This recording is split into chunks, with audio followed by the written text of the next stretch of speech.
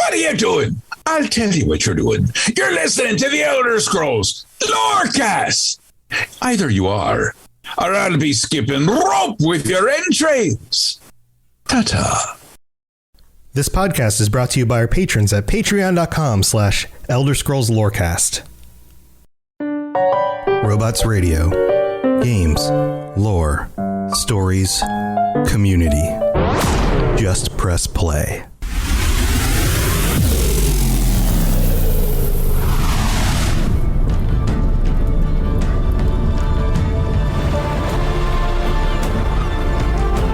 Welcome to the Elder Scrolls Lorecast, the podcast where we explore the amazing universe of the Elder Scrolls.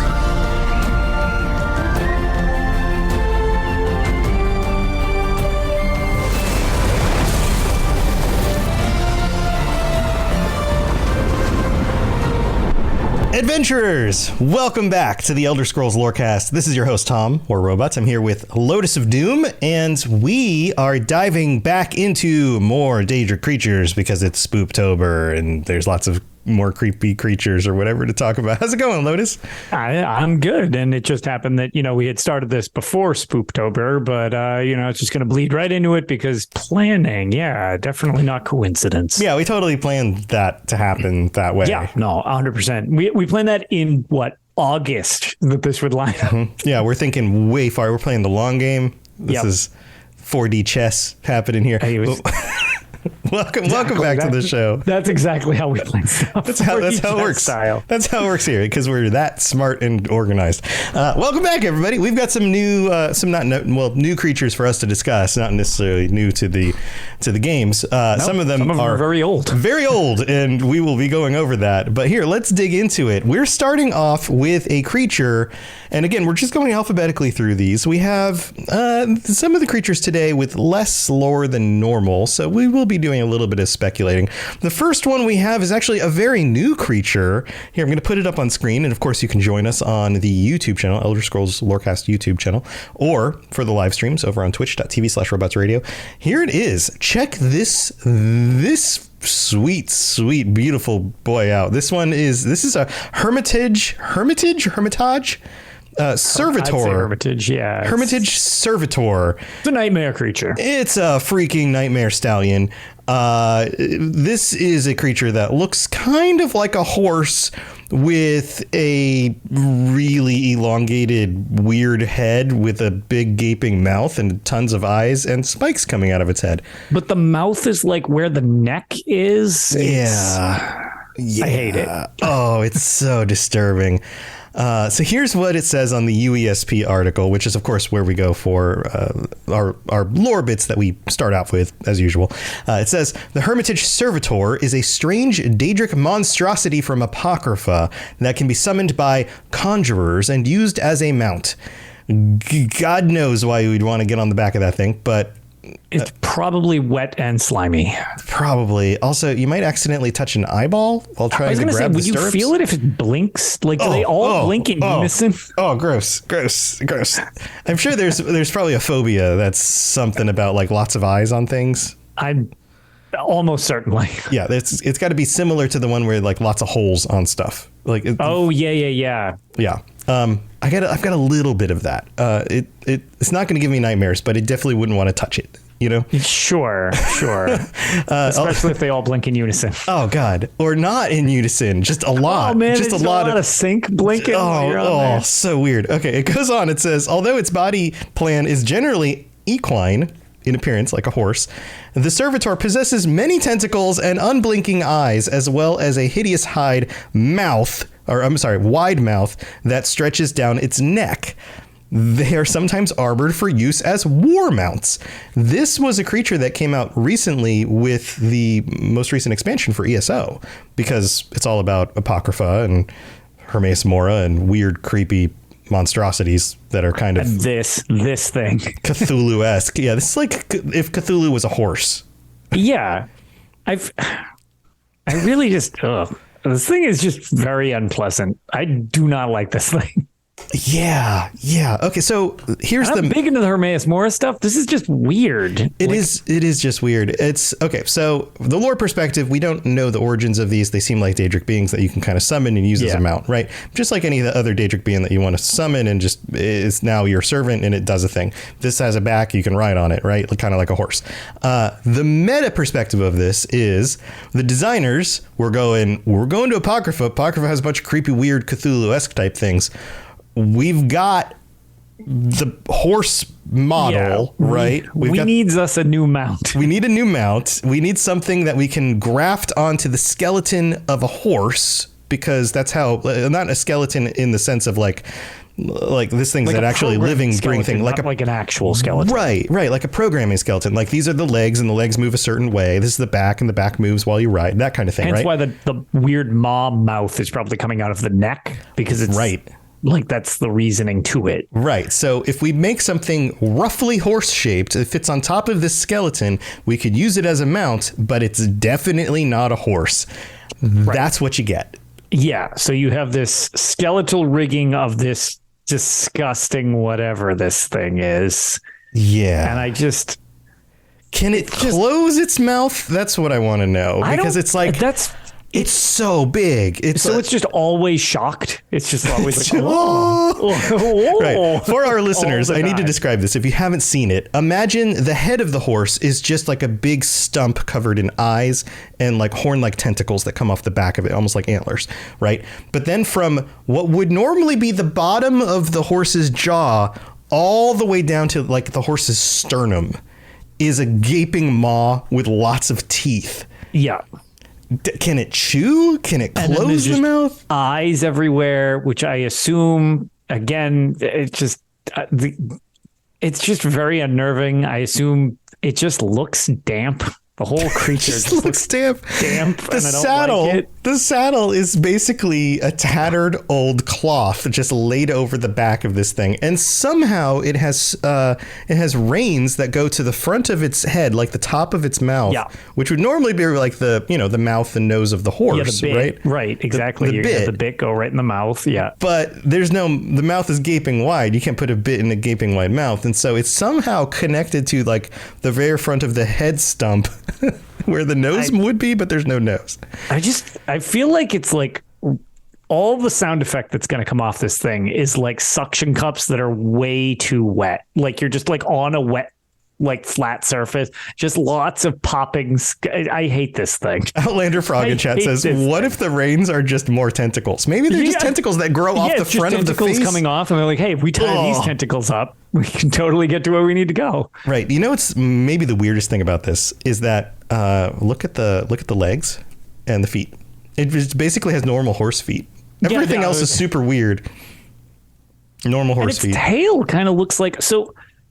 Continuing on this monstrosity of a creature, it's almost like when you have like a crossover to like Diablo with necromancers being very common in that game. Mm-hmm. Yes, there's necromancers in Elder Scrolls Online, but the reason is aesthetically that like bone overlay with like the skin just barely covers the bone thing. Or it's like some sort of carapace, almost like it's an outer shell of bone. Yeah, and it's got that on the lower part, and like the tail just looks like a black bone, like a bunch of bones held together by skin. Yeah. And yeah, you're right. Yeah. The hooves and legs are just like, and then horse. And then just a horse at the bottom. Yeah.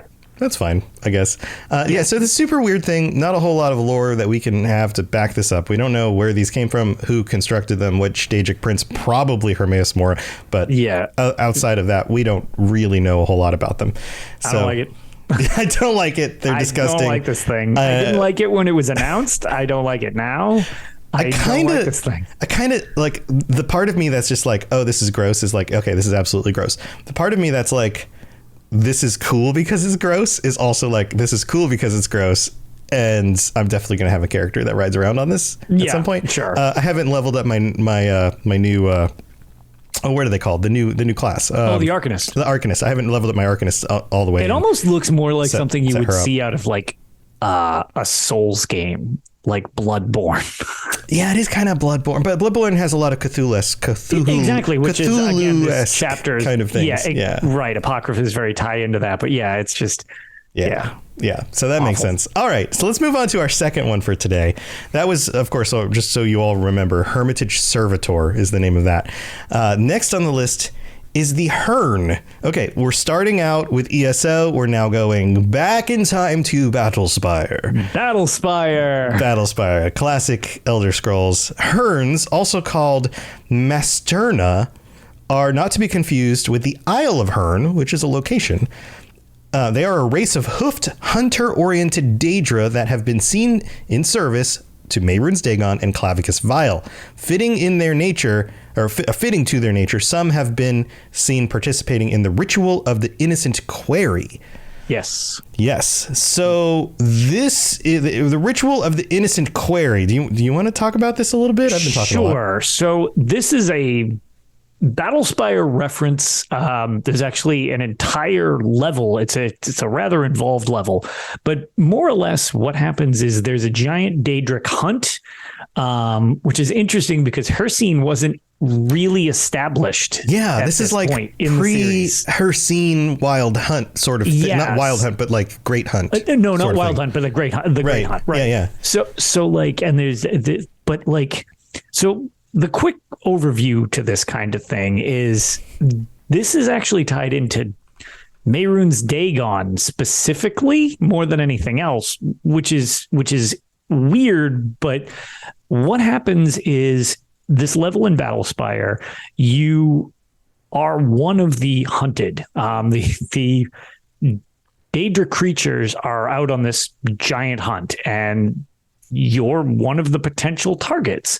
And the sort of unfair advantage is the Spear of Bitter Mercy is wielded by one of these Hernes, and he basically like invincible otherwise, except to this thing. So you need to more or less get a hold of this thing so that you can use it, which is sort of against the rules, but the rules are also kind of, hey, whoever does the best wins. Yeah. Very much like here's survive. It's just survive. Right, it's just prior to that being kind of formulated more concretely to its own Daedric prince.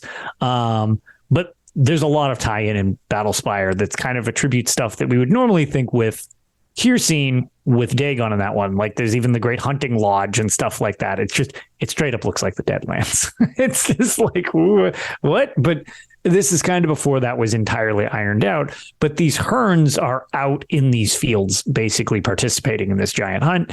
And you are essentially the hunted for quite some time. Right. So these are the Hernes that are run around, and they look like, I'll put them back up on the screen. They look very much like a satyr. They've got these like hooved feet. They've got horns on their heads. The kind of pointy tail, human. What's the thing from The Lion, the Witch, and the Wardrobe? The Tumnus or whatever? Pan. That thing. Yeah. They look a little like that. Like, right. Yeah. So Goatmen and Diablo, a little less goatish, but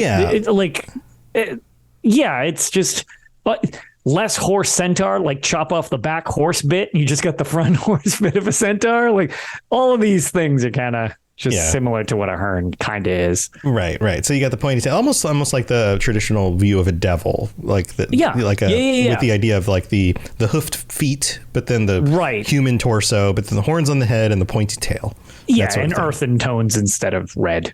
Right. So, like an actual creature. But outside of this, they do show up in ESO a little bit, but not. These are not regularly used Daedra. No, they're not very common. Most prevalent from Battlespire.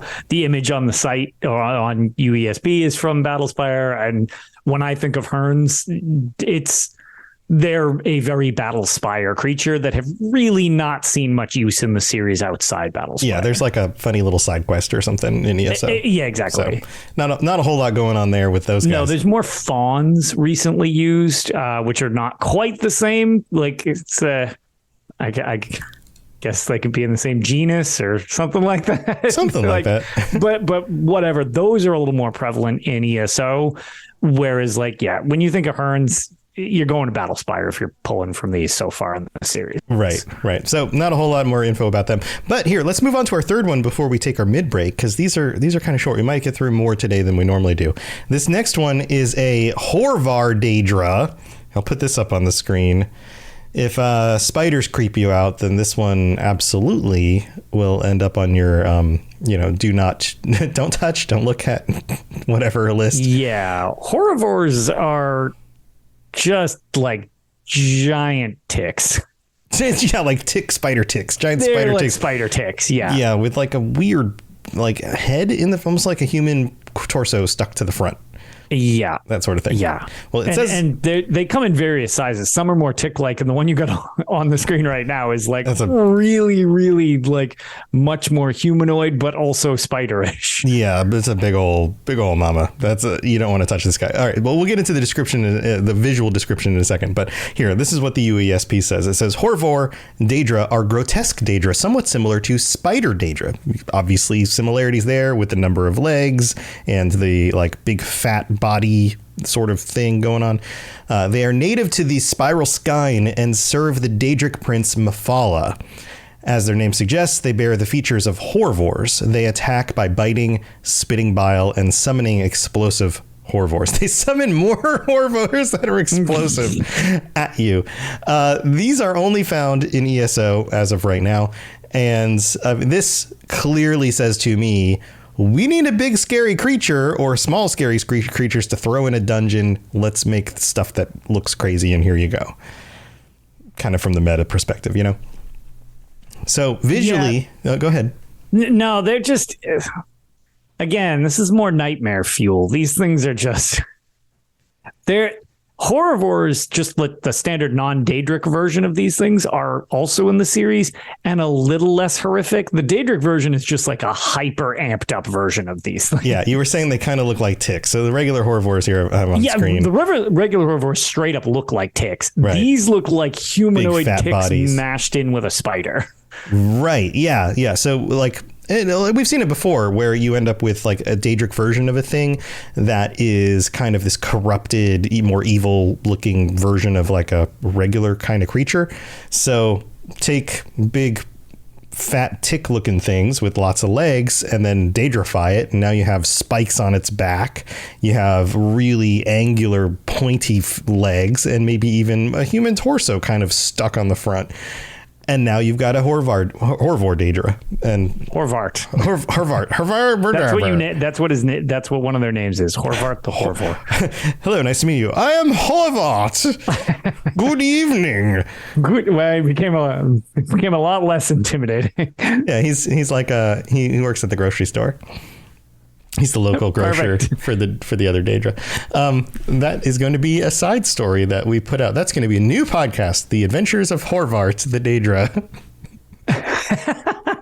It's a fan fiction turned into a podcast with only one voice actor, me. That's not a real thing. Don't go looking for it. It doesn't exist. I don't think it ever will. Unless somebody else wants to make that, go for it. But you have all licensing rights that we're allowed to provide. Yeah. So there's a lot of like, I don't know, kind of run of the mill ones of these things where they're a little more commonplace. But these things also in the Elder Scrolls Online tend to have like specifically named versions that are bigger and substitute as bosses. Right. Pretty commonly in dungeons. I mean, there's plenty floating around that aren't that important, but these are a pretty common boss type enemy.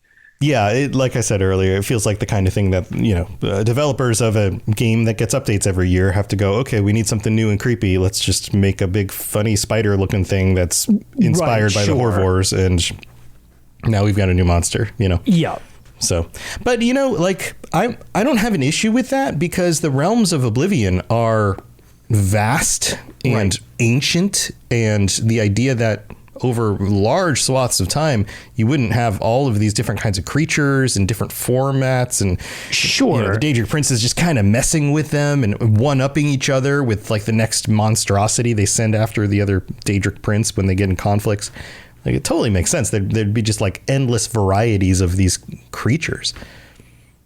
So yeah, and like I said, a lot of them, well, not a lot of them, but some of, like, I don't know, they're a little less frequently just generic throwaway enemies. I mean, there are plenty, but there are several that are named, like Villadreth. It's like, okay, well, that's like a named, I don't know, Daedric thing, but it's like, it's not even just like Daedric Hoarvor. It's literally named Villadreth, and it's the end of one of the one of the dungeons. It has a name. Like, yeah, exactly. It's got you know, enough it'd be of great. a rank. It's like, it's remembered briefly. You mortals, you will think all of us Hoarvor Daedra are the same. My name is Villadreth. Remember that after I kill you. That's not exactly how that works, buddy. It's like, They'll be dead. I don't think that's I feel like either I'm going to kill you and I'll remember your name because I triumphed over you, or I don't make it out of this and then I don't remember your name because I'm dead. Then it doesn't matter. Yes, but you mortals are also racist against us Daedra.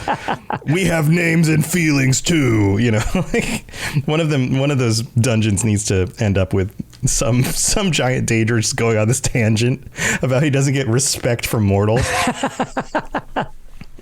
Like, not like most of them care, but for some reason this one does. Just one is very particular that he keeps getting left out. Right. And maybe he's the boss of a dungeon that lots of people go to, and so he keeps getting killed over and over again, and then reincarnated, which is we've talked about is a horrific process, and he's just like super pissed about it. But even more so, just that nobody remembers his name, even though people keep killing him over and over again. It's just, it'd be funny, just like, you know, such a waste of resources, but in the idea that the lines get increasingly more insane, right? The more times you complete the dungeon. Yes. Like every time you go back to the dungeon for your specific playthrough on your system, maybe not everybody in the group, but you specifically hear a new voice line about like, so we meet again. Do you remember my name this time? Yeah. No, I didn't think so. It's like, all right, not even using words anymore. I'm gonna murder you even harder. And it's like, you didn't murder me last time. No, well, whatever.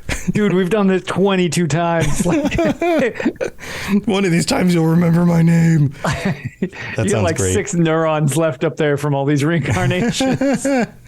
Yeah, that'd be great. All right, well, we need to take a break and go thank our patrons, so we will be right back, but don't go anywhere.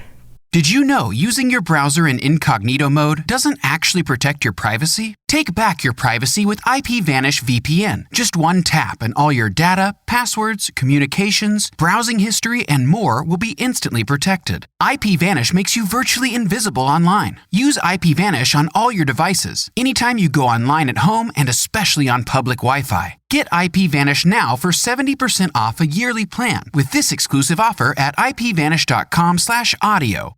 This is Hamish Morak, Dragonborn, and you are educating yourself to the Elder Scrolls Lorecast. All right, here we are in the middle of the show. This is where we get to thank our patrons, including our newest patrons. I don't remember if we welcomed Wraith last time, but That doesn't sound familiar. yeah, it's some of these are dated, and the join date is before when we would have recorded, but for some reason maybe just didn't show up on the list right away. I don't know how that works, but anyway, welcome Wraith, and welcome JB to the Patreon, and thank you to all 122 of our current patrons, and to our Daedric Princes. You get shout outs every week. That includes Kira C and Shiagorth Sweetroll. Thank you for your support, for being here and supporting the show, and just being a part of everything. If you are interested in checking out the Patreon, go to patreon.com/Elder Scrolls Lorecast. You can look it up. You can see all the new t-shirts and stickers that are up as of this week on the Patreon. We've got new designs for even more Daedric Princes, our third set of 4 Daedric Princes. If you sign up at like tier 3, you get stickers every 3 months, and tier 4 or higher, you get a t-shirt every 3 months. And if you stay around for the whole year, you'll get all 4 t-shirts. And I think they're super cool. I can't have them because they're only for patrons. And I posted them up on the Discord. People were Kind of pretty weird to excited about them. subscribe to our own Patreon. Yeah, I mean, I could cheat and just like print my own shirt, but Just like, make extra for... it's not really how Whatever, that it's works. not the same. It's only for patrons. It's only for people who support the show, and then once the designs go away, you don't get them anymore. So I bet there's at least 1 or 2 people in here, I think, who probably are going to get all the shirts for all 3 years of shirt designs if they keep it up. Sure of that, because a few people have been with us for a very long time. Yeah. So that'll be cool. Also, we have the patron chat coming up in 2 weeks on the 26th. So if you'd like to sign up and join, or stay signed up and join us for that, that's coming up in a few weeks, as long as you're tier 4 or higher. And we also have some new reviews, Lotus. This one comes from JDHDSBD. Rolls right off the tongue. Maybe. And by the way, these are on Apple Podcasts. If you leave us a 5-star review, we'll read it out. It might have been an abbreviation, but I appreciate your pronunciation. We'll read it out in a future episode of the show.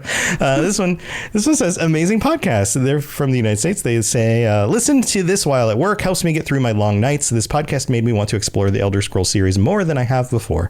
Awesome. Well, thank you for taking the time to leave that. Yeah, that's very nice of you, and I'm glad it helps. Yeah. And then we've got one more. This is from Grateful Maddie in the United States, who writes, satisfied adventurer here. I just finished listening to every episode of the Fallout Lorecast, and now I've been enjoying the Elder Scrolls Lorecast.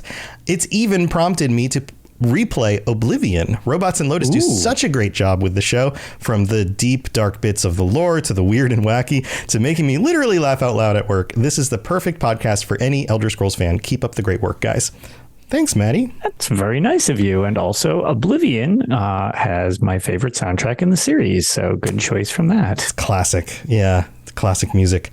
I can't wait. Maybe we'll get a remaster. If that doesn't happen, we'll still get Skyblivion, and that looks awesome too. I mean, if we got a remaster officially, that would be very cool. But I mean, Skyblivion, not to be, is going to be way more over the top when we get that either way. And as Rebel Eyes had actually commented on something on Twitter, because there was like a whole thing when that got leaked during all the Microsoft stuff that was theoretically in the works. Whether or not it's actually ever going to happen, who knows? But even he was like, yeah, there's a place for both of these. Like, they're not trying to tackle the same thing. And I'm like, I couldn't agree with that more. Like, They're like, we're still going to put it out and we're still having fun doing it. Like, and it would be exciting to have their version of a remake too. So yeah, exactly. Let's just enjoy also, all the things. You can't get Skyblivion if you only play consoles. That's true. Yeah, So. you gotta play it on PC. But thank you to everybody who takes the time to help support the show, whether on Patreon or leaving reviews or rating the show on Spotify or telling your mom, any of that stuff. Thank you so much. All right, let's move on with the rest of the show. You're listening to the Elder Scrolls Lorecast, dear child of cities. That is why the Night Mother loves you. So, Lotus, I think this next one is probably the creepiest one on the list. Even though we've already been talking about some creepy ones, I think this one takes the cake, at least in my opinion. It's called The Hunger. Yeah. So here, we'll read it and then we'll put up some pictures. Hungers are ferocious Daedra known for their long tongues, demonic appearances, and their taste for mortal flesh. The Hunger uses its long tongue to siphon the life out of its prey. It also makes use of its razor-sharp claws and can spew poisonous bile. They possess a paralyzing touch and have the uncanny ability to quickly destroy their opponent's armor and weapons. Hungers can also teleport. If they're not creepy enough, they can also teleport. In Morrowind, this is when they first show up, they're typically associated with the Daedric Lord Boethia, who is also known as Hunger by the Dunmer. They're also known to roam the Shivering Isles as servitors and guards. They are described by some as perfect representation of Sheogorath's darker side. They're also found in the realms of Apocrypha and the Gorge. Hungers have been observed to be more ferocious when in the presence of a warm body, which is described as a territorial hunting imperative. Their tongues can be used by alchemists as an ingredient in poison or potions to cure diseases and aid those who are afflicted by poison. Their tongues are also used by the Dunmer as hair combs. That's right. Hair combs. Yum. The claws of Hungers have been known to be used to make filleting knives. Check out these bad boys. So here, let's take a quick look at the concept art for Morrowind. That's what I was going to say. Please start with the Morrowind concept art because that is by far the worst. Right. I mean, this is almost like Alien, like the movie Alien inspired. Like this is what's the guy's artist name? Geiger? Something Geiger. H.G. Geiger, whatever the letters are. I mean, you've got like the bottom half very much looks like a xenomorph, like an alien. Yeah. From Aliens.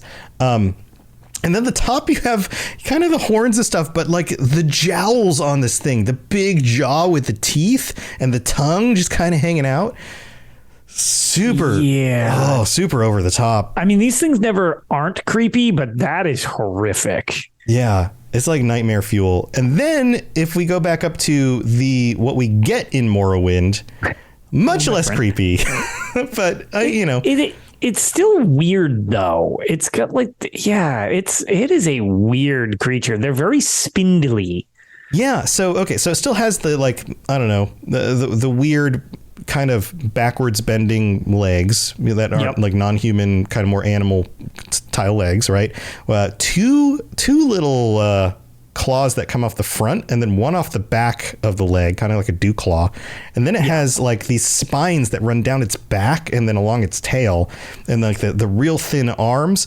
But the head looks less like alien or less like this like big jowl thing and more like a more traditional kind of alien, like the big eyes, but then like a round mouth that looks like the kind of thing on like a suckerfish, maybe. Yeah, like a suckerfish type of thing. Also, I was going to say, Rosica's actually mentioned it's like crossing a Wendigo from lore, from the Fallout design, like that's in 76. Like if you have like one of those Wendigo creatures and mix that with a Herne, it's actually kind of funny. That's a really good analogy for what those look like from two models also from Bethesda games. Yeah. Oh, so this is fun too. We also on the UESP have a image of the tongue, a hunger tongue. Oh yeah, just from the alchemy ingredient from the Skyrim Creation Club. Like somebody actually modeled the tongue for the Creation Club, so you can for some reason have that in the game as alchemy ingredient. Probably. Again, yum. And then we end up with hunger statue in the Shivering Isles, and this one they've evolved to be even creepier with a much larger but still kind of funnel like mouth. Yeah, it's just. Again, for anybody who's ever played Half-Life or Half-Life 2 specifically, those creatures in the ceiling.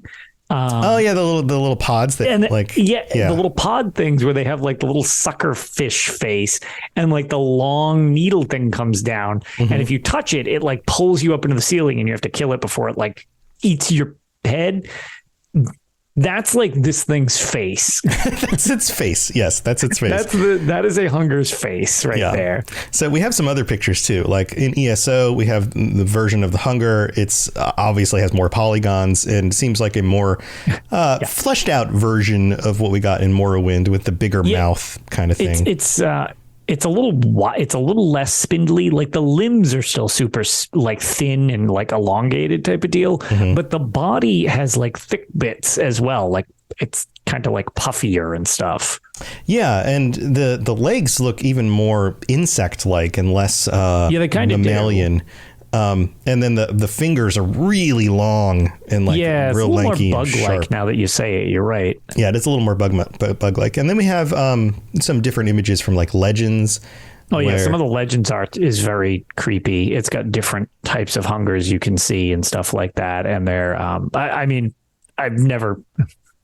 I always say like the Legends artwork is phenomenal looking. I think it is so cool.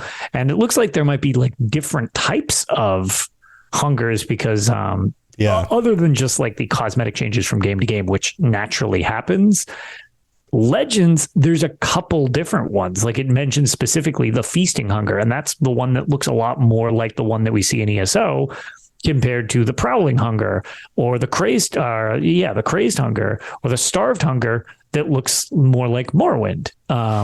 So maybe it's how full it is. Maybe it's like a tick. Like the more it eats, the puffier it gets. maybe, or maybe there's just like different, breeds. Yeah, there could be different types, but breeds, it's just it is interesting that they specifically mention kind of like starved hunger or, a feasting hunger. It's like, it seems almost food related how bloated they are. Yeah, it does.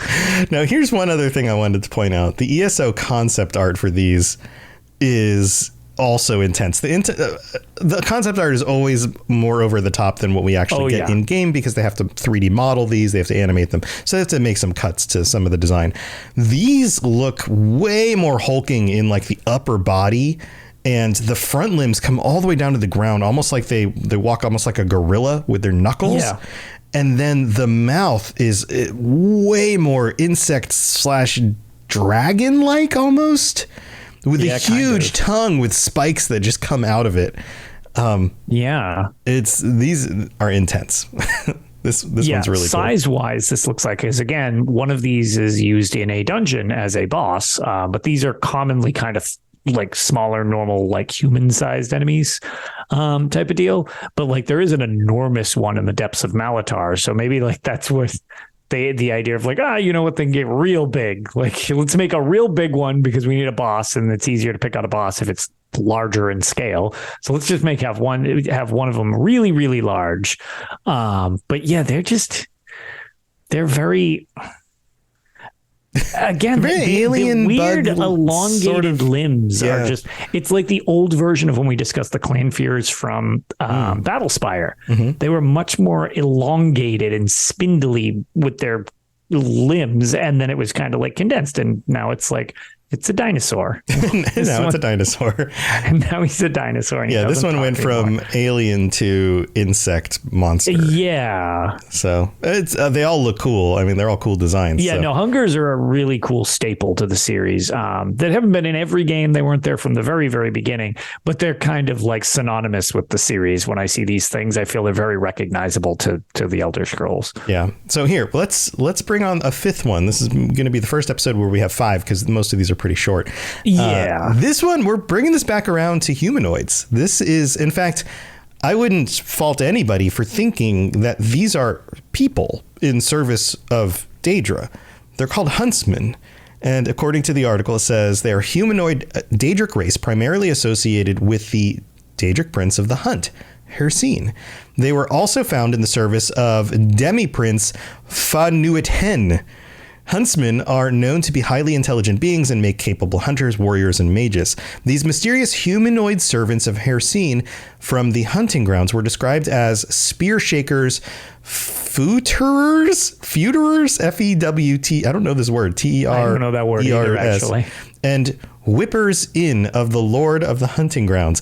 The appearance of Huntsman was believed to evoke Herne's aspects. Mortal followers of Herne honored him by emulating Huntsman apparel.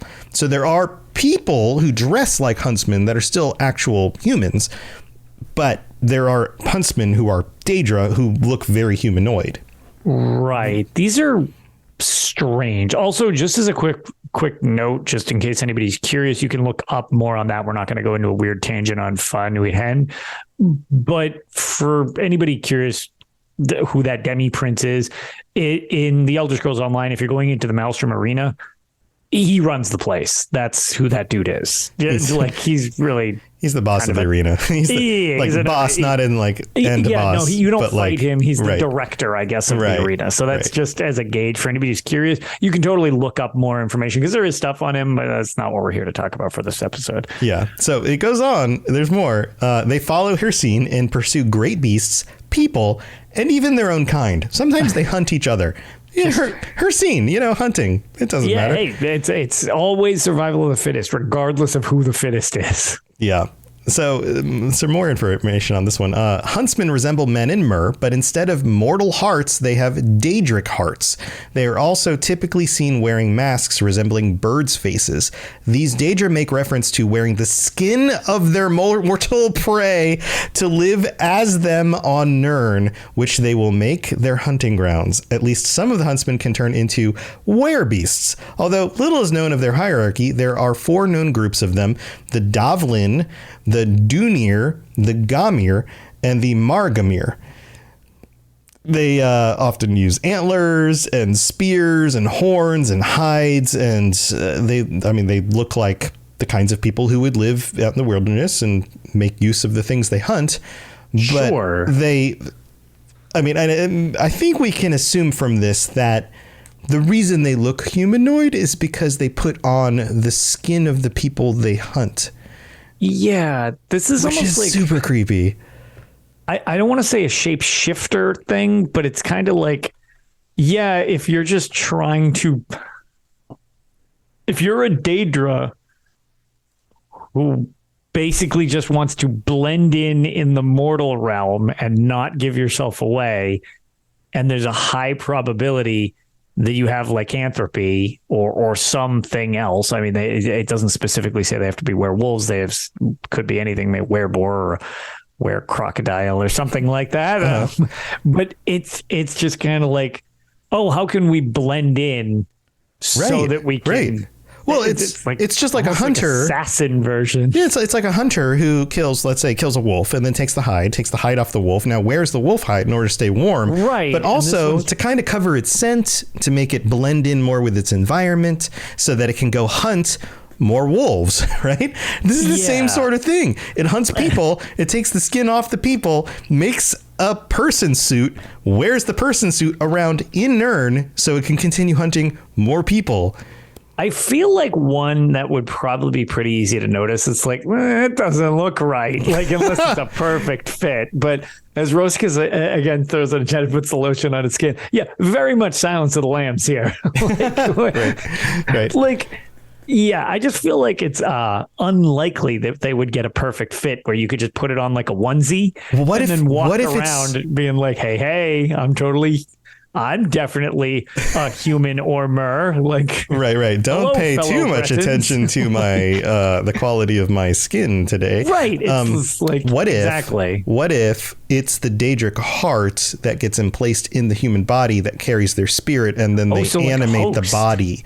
So it's almost like it's a procedure where they somehow remove their heart from whatever carapace they were originally in, shove it into this new body, and then their spirit like takes over the body, animates the dead body. Okay, that would kind of like Forsworn having like the weird heart thing going on. That's exactly what I was thinking. It was like briar hearts, like you're growing them on the tree essentially. But like in this situation, like, all right, so if that is maybe more the idea, because that would make a little more sense if that's how they're going to transfer. Because like I said, wearing other defeated prey like a onesie, that's probably not going to convince, like, that's not going to fool too many people.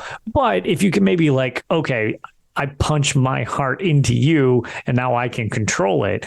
Well, okay, if you got a shirt on or you're in werewolf form, you're going to be all fuzzy. They're not going to notice. So it's like, that's a lot easier to disguise, because at least you fit the meat package that you're in. The meat package? Yeah. As opposed to just trying to wear it like a shawl. That's a very different scenario. Right. So here, let's take a look at the some of the art for ESO with these. What's cool about this is they just look like people. Yeah. Like, you can't tell from this art that these aren't, I mean, these could be Bretons. Like, this could be a Nord woman wearing clothing. Like, you can't tell. Yep, just generic need person here. Right. Yeah. Like, this is some descendant of the Needs. Like, you don't know. And they've got some cool looking armor, but it just looks like anything that, you know, somebody who was part of the Forsworn might put together. Right. Antlers on their head. Could be wood elven. Like, you know what I mean? Yeah. It looks kind of Bosmerish as well. There's a whole bunch of things that it could blend in. And so that's kind of like, I like your idea of maybe they transport themselves into the creature as opposed to the other way around. Because again, that looks very convincing, as opposed to, I feel like we'd get some Kirkbridean pen and ink, like, oh God, what is that thing? Which I do love his art. It's really, really disturbing. Right. But it's like, but these aren't disturbing. When you see them, you can't tell they're not people. Yeah, exactly. This doesn't look like a monstrosity. This just looks like another generic hunter. Right. So in that way, they're kind of even creepier. A little bit, because it's a really convincing mimic. Yeah. It doesn't have to like magically turn itself into something else. It just takes over the body and then uses the body as like a host. Yeah. So interesting stuff. I would love to see more about these. I think it would be curious really to see if you're cool. onto something with that, because that sort of makes it make a little more sense than the initial just idea of them. Because it doesn't look like a decaying corpse. It doesn't look like a skin that was cut and then refit over another form. Right. They just look like other people. Right. So let us know what you think. Maybe you have a theory about these that we haven't covered. You can always chime in on the Robots Radio Discord. There are several thousand people on there. More people joining every day. There's a channel called the Elder Scrolls Lorecast. Imagine that. There's a channel for every podcast on the network. Weird. But you can chime in and be like, hey, just listen to the episode. Here's my theory about Huntsman. We'd love to see it. And I'm sure a bunch of other people would love to see it too.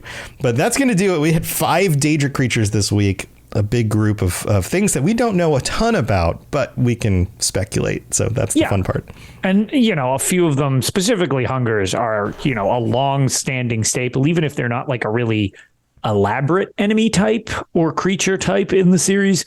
They're really synonymous with it. I feel like that, especially the Morrowind hungers, like you show somebody that, weird polygonal stuff aside, you show somebody the design of that thing, and it's very much like, oh, okay, that's a Morrowind thing. Yeah, like, got it. Yeah, all 12 polygons. Lotus, you got anything else going on that you want to share? Not really.